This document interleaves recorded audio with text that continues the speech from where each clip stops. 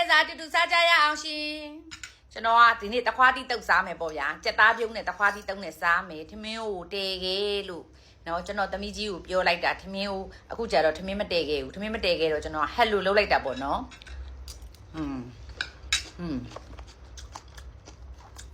ဟက်လို့လုပ်လိုက်တော့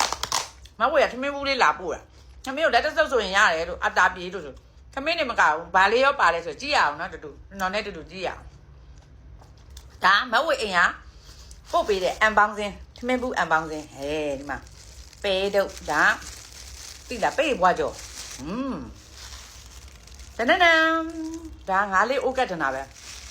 ကြည့်လိုက်အောင်မထမင်းရင်ထည့်လိုက်မယ်နော်ထမင်းကဒီလောက်ဆိုရင်ရတယ်ဗျာကျွန်တော်ကနိုးစီဘူးတဝက်တဲခဲလို့တမင်ဒီလိုလေးထမင်းလေးလဲပါမအာတာပြေးတာလေထမင်းစားတာမီးတာလေနော်အဲ့တော့ဘာပါလဲလို့ကြည့်မယ်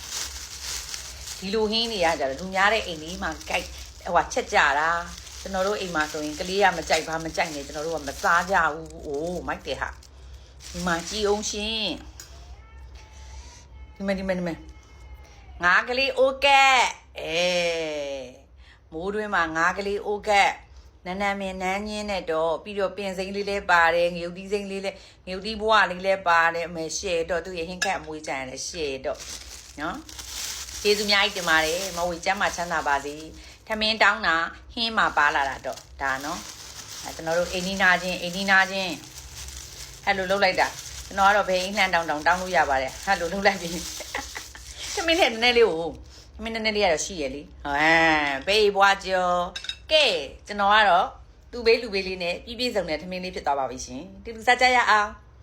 တနနံစားမယ်နော်ဘေးဘွားကျော်ကချစ်တုံးကကြော်သူပုံစံတိုင်းမှာဒီမှာပဲ6ကိုတညာလုံးအပွားခံထားပြီးတော့ပြုတ်ပြီးတော့ကြော်ထားဒီဟာလဲလုတ်တက်မှာစားခဲ့မြတယ်မှာပါတယ်ရှင်ကောင်းတယ်ဒါငါကလေးဥကတ်ငမန်းကြီးနဲ့တူတယ်နော်ကြီးလာတူငမန်းဖြစ်မှာလားမသိဘူးဘာငါလည်းမသိဘ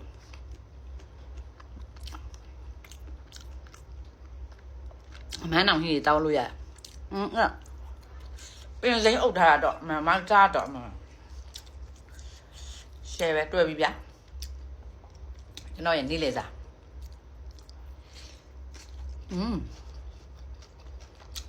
ပြည့်စုံသွားတာပဲเนาะကောင်းမကောင်း